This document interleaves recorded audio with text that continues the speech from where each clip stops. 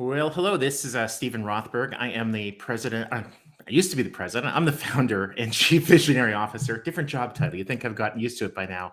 Of College Recruiter, job search site. We believe that every student and recent graduate deserves a great career. And I am thrilled to be joined here on a sort of breaking news episode of the Inside Job Boards and Recruitment Marketplaces podcast with Ken Schaefer. Ken is both the co-founder of Job Hub Central and also the CEO of Coneflower Digital. Ken, thank you for joining us. And I will hand it over. And I'll hand it over to Peter to introduce himself and to get into today's topic about all the fun stuff at Google. I am the founder of AIM Group. We do business intelligence for recruitment marketplaces and have a wonderful RecBuzz annual conference. That's all I need to say about us. Ken, you posted on your LinkedIn page the other day about Google for Jobs search results, and it was a great screenshot. And what I wanted to know is, why don't you first tell us what you saw and what you think it represents, and then we can follow up.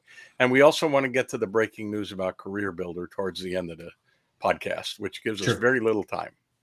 Sure. Thanks. So what I saw on specifically for Google for Jobs was two things. First of all, when you're in the new sort of AI generated experience, I'm going to call it SGE. It's what search generated experience is what Google's calling it.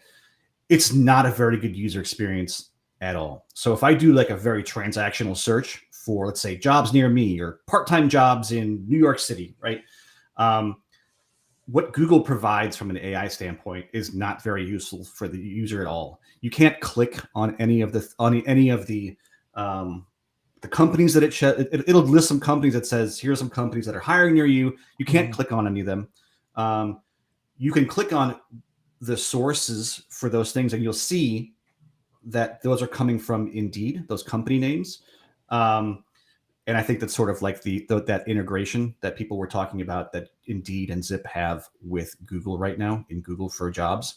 But like I said, you can't click on anything in that box. So it's it's not a very good user experience at all. And the job search or the Google for Jobs widget is well below the fold because that AI generated box takes up the entire screen.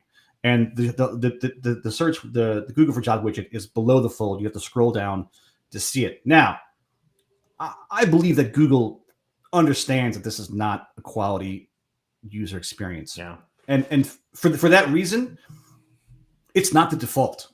So what I mean by that is, if I do a query for like an informational type of a topic, like interview questions and answers, or I need a interview thank you email template or something like that, right? Google will give you some results automatically AI generated. It will automatically start firing off that kind of that box. But for these kind of transactional queries, as I would call them, where you need to kind of do something outside of Google to continue what you're to do, like apply to a job, the default experience is not the AI one. It's the same experience. It'll have a box that says, would you like us to generate an AI result for it? And it will. And the result is not great.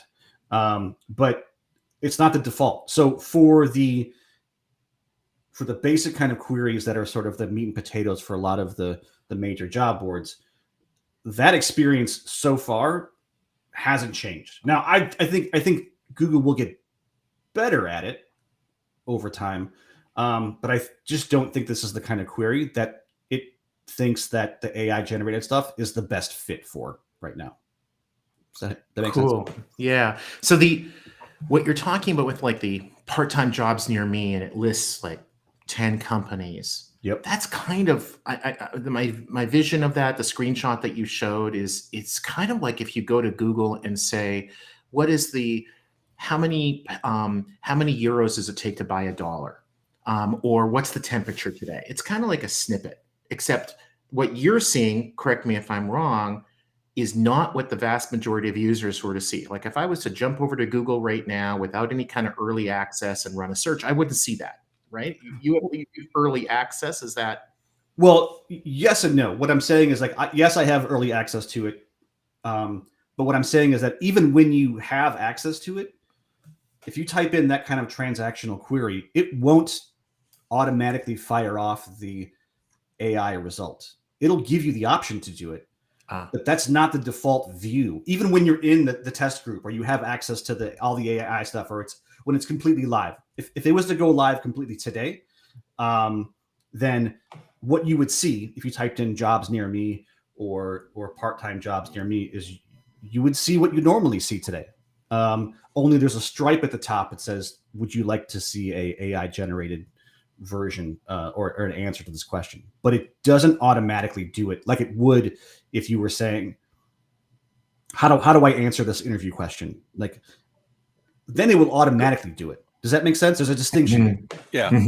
Google has told us that they're experimenting with Google for Jobs, that they plan to strengthen it, improve it, this and that, but they've been doing that for a very long time. Do you think what you saw and what you're seeing is the next big step, or is it maybe just more experimentation on their part? Because they've been experimenting with Google for Jobs for years.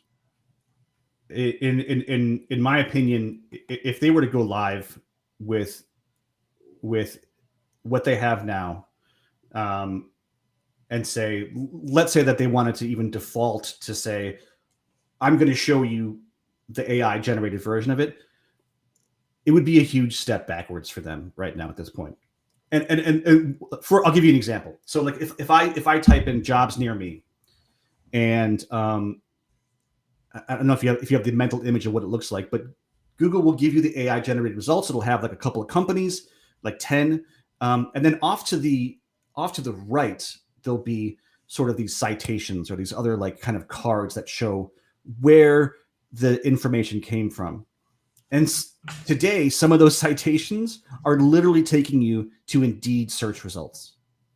That's a huge step backwards from the entire product of the Google for Jobs widget. Like this cannot be the experience that becomes the default standard for searching for jobs via Google. So I would imagine at some point. So G for Jobs is still experimenting, and what you're seeing is actually a step back. But you think they'll nail it eventually? I do. Like I only because I've seen them do it with the shopping results. You know, even in the demo, like they did it with the shopping results, right? And I think that at some point that the sort of experiences for, you know, searching for a job or shopping are going to sort of, you know, intersect. It's going to start to resemble more like the shopping experience than it is for than whatever they're doing today, right? I think there'll be some things that are unique to searching for jobs. But I think that you'll start to see that the experience starts to kind of mimic the shopping experience. I mean, think of it from a product standpoint. Like if I was a product manager, like would I want to maintain these different kind of experiences over these different verticals? Probably not. I'd probably want to standard them, you know, kind of have something I can share across these user experiences. But yeah, that told me. So I've got, I think, one more question about Google for Jobs. And then we want to jump over to the next topic with you before we run out of time. So so your clients with Job Hub Central and Coneflower Digital are job boards, right? So if you advise them in different ways, but one of the ways that I'm sure you're talking to a bunch of them is, what do we do about this? At a very high level, are these changes that we're seeing Google rolling out, seems like almost every day, is this an existential threat for job boards? Is this, you know what, it's kind of a tweak, you need to adapt to it? Or are there like really big things that the industry is going to have to adapt to maybe over the coming months? So I think that the answer is twofold here. For clients who have a significant or a sizable dependency on informational queries driving traffic to editorial content, right? Blog articles, stuff like exactly. that. Right. Yep. Like career advice, that kind of stuff. There's tons of that stuff, right? That's just, like I said, bread and butter for a lot of sites to supplement the marketplace traffic that they get through their inventory. That kind of stuff, like I'm having those folks look real close at that strategy, because I think that a lot of those questions are going to get answered right in the SERP, right? So like you're not going to see that traffic anymore. It's going to dry up in a lot of ways. So just like what the temperature is, you don't need to go to weather.com for that. You can see it right on Google. Exactly, right. Yeah. It's like the knowledge graph kind of stuff, Yeah. right? Where so Google's going to try to keep you there. So I'm advising folks to kind of think about ways to solve problems rather than sort of provide information, or else use the information you have to figure out how you can solve a problem differently or better than somebody else. Because right now, that's not what Google does very well with this search, is actually solve problems. So salary calculator, career matching, things like that. Yeah, right. Or if you can say, if you can come up with some sort of differentiator that says, even if you built your own sort of chatbot within your own site, you say, hey, my chatbot is built around all this amazing information that only we have, and then you become a destination, right? And I think that, as much as Google doesn't want to, I think it's going to create some real fragmentation around this vertical.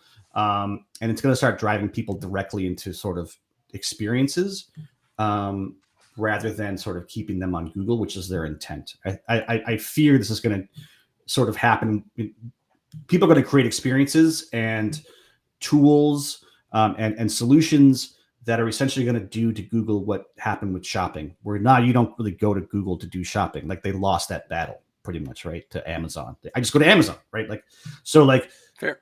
So like I'm trying to advise folks to be like, think of it that way. Like, how do you become that, right? Because I don't know, like I find the Chat GPT stuff to be a lot more compelling than what Google has right now, only because it's so action oriented. Like I can tell Chat GPT to write me an email that says X, Y, and Z, right? And it'll be beautiful, right? Maybe I'll have to make some changes, but Google can't do that today, right? And I'm sure they will, but like but like I need that end point. That's the answer I need, right? And so like, Peter, do you want to jump in with? I know you wanted to get a career builder question in before we have to jump 45 seconds before we wrap up. Career builders being sold for parts. They just announced, or Broadbean just announced, Veritone just announced they're buying Broadbean. They sold their international sites a few weeks ago. What do you think? Career builder done, or is there something left, or what do you think? And you got 30 seconds. Sure. So I think that they're ripe for somebody who's got a decent infrastructure, a technological infrastructure, to kind of take over the brand. I think it's the value that's left is the domain and the brand, and probably, whoever's doing the arbitrage for career builder is probably like driving the value for that company right now. And like, so like if you could say, I'm a great big website and I purchased Career Builder and I put it all on my infrastructure that I know works really well, I think that they've got a chance to kind of hang on to that brand for a little while. I don't think that the brand is dead, but like, I don't know. If I was in the market to shop, I think that you could throw a little bit of technology at that brand and kind of, and just kind of focus down on using it to drive traffic and maybe providing career advice. Well, we are running very late on time. Sorry to cut you off, but all right. Steven shoots me if we go over 14 and a half minutes. We're at 14:20 now. So we're going to wrap up. Sorry. Thank you. Okay. And really appreciate that you came. Steven, any last words other than bye? Thank you for jumping on such short notice. This is going to be a space to watch. People who want to learn more, connect with Ken. LinkedIn, I'm sure, is a good place. Job Hub Central. It's been awesome. Thanks so much for sharing, Ken. Thanks for having me. Appreciate it.